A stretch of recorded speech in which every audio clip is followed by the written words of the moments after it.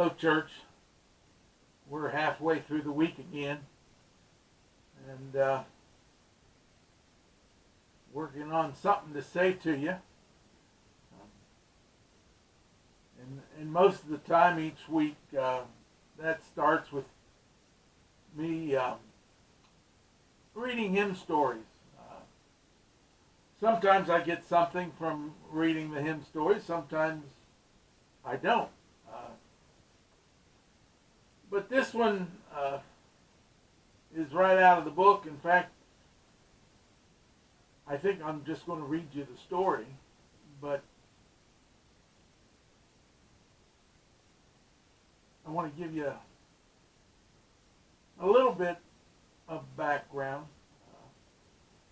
Philip Bliss, and I think I shared part of his story before, and this will be a little more detailed this time, but Philip Bliss mainly wrote hymns, the tunes, not necessarily, though he also wrote words, but he put to music a lot of other people's poetry and poems. And you may or may not know him, but you know at least one song that he wrote the tune to very well. And it's interesting that not only does the writer of this particular song, or the song that he wrote the music to, has a story behind that song. There's a story behind the writer of the music to that song as well. But you know that song. I'm not singing that song, but it's called It Is Well With My Soul. You ever hear of that one? And you know the story about the man that had sent his wife and family to England, and they were taking a ship across. The ship was hit, and it slowly sank, and only his wife and I think one other child was saved. And H.G. Spafford was the writer of that poem that Philip added a tune to, Philip Bliss. So you know that story, and he wrote it on his way to join his wife in England, on the back of an envelope. When peace like a river attendeth my way, when sorrows like sea billows roll. Well, the writer of the hymn also came, or of the music also came to a tragic end. And he actually died here in Ohio, up around Cleveland, Ashtabula area. But this is his story. And I'm just going to read it to you. On the last Tuesday of 1876, Philip Bliss prayed with his boys, Paul, 2, and George, 4, and explained to them that he and Lucy were leaving by train for Chicago to sing at D.L. Moody's Tabernacle at year's end. I would far rather spend that time. I would far rather stay than go if it were not God's will, he told them. But I must be about the Master's work. The boys were left in the care of relatives. Another passenger on the Chicago-bound train, Mr. J.E. Bushell, later told the story. There were 11 cars on the train that left Buffalo at 2 o'clock Friday afternoon in a blinding snowstorm. We neared the bridge over the Ashtabula River in Ohio at about 7:45. We ran onto the structure at a rate of about 10 miles an hour, and the whole train was on the bridge when it gave way. The bridge is about 200 feet long, and only the first engine had passed over when the crash came. The first thing I heard was a crackling in the front part of the car, and then the same crackling in the rear, then a sickening oscillation and a sudden sinking, and I was thrown stunned from my seat. The ironwork bent and twisted like snakes, and everything took horrid shapes. I heard a lady scream in anguish. Then I heard the cry of fire, the crackling of the flames, the whistling wind, the screaming of the hurt made a pandemonium of the little valley, and the water of the freezing creek was red with blood and black with the flying cinders. The fire stole swiftly along the wreck, and in a few moments the cars were all in flames. The sight was sickening. The whole wreck was then on fire, and from out the frozen valley came great bursts of flame.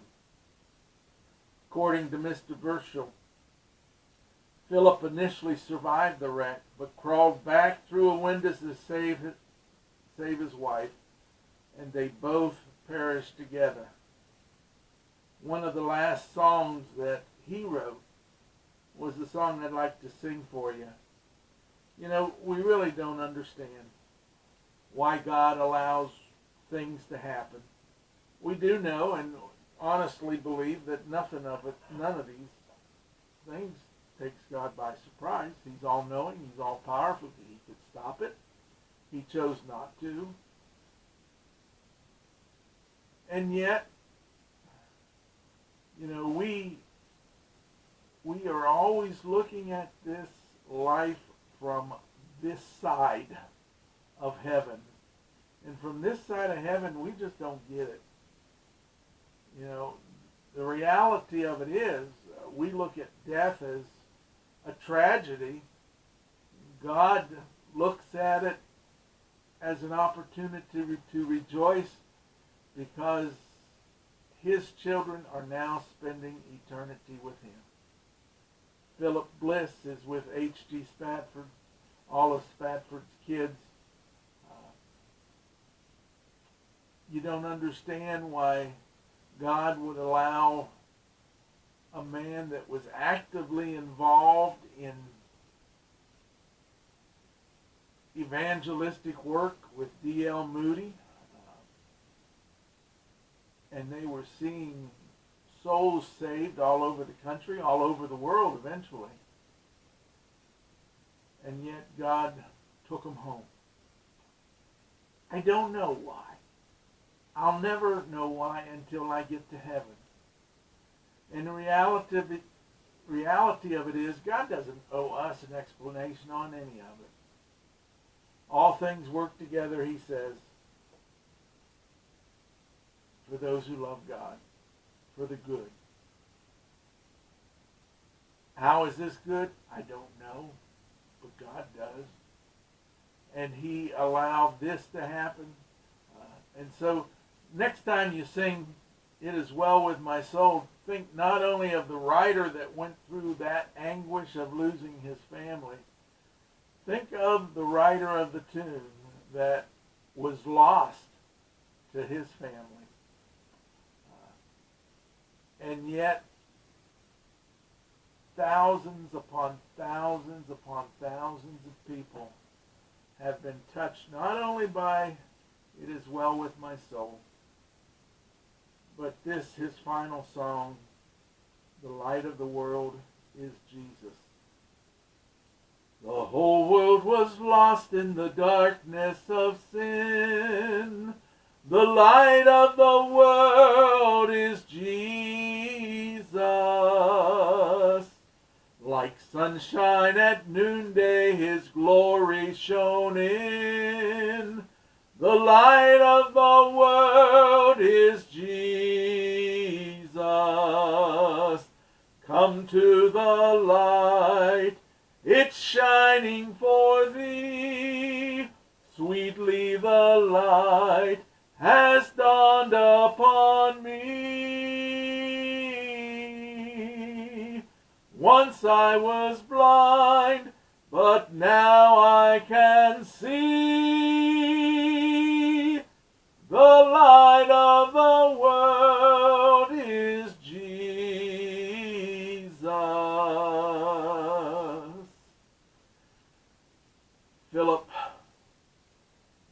tragic death, but he woke up in heaven. And he wrote this before he made it to heaven. No need of the sunlight in heaven, we're told. The light of the world is Jesus. The Lamb is the light in the city of gold.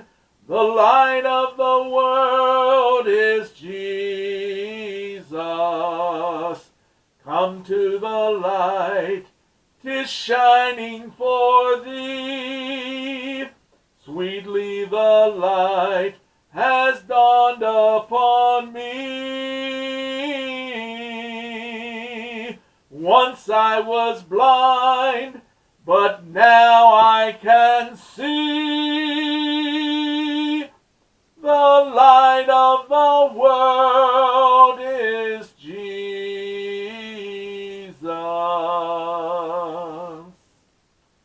I hope you know the light. I hope he's your light. He is the light of the world, but is he the light of your life? In him was light.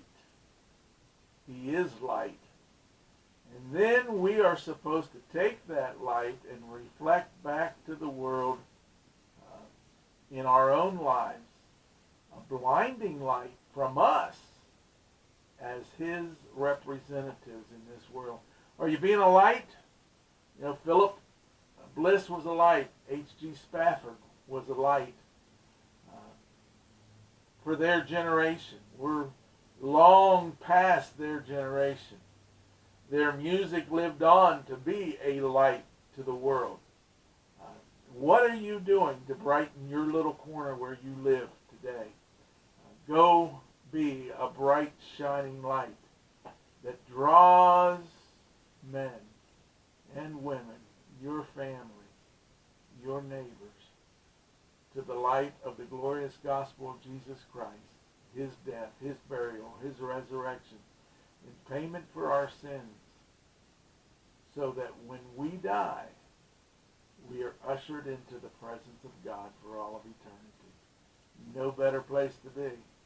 The best is always yet to come when you're a child of God. God bless you, church. Go be the light.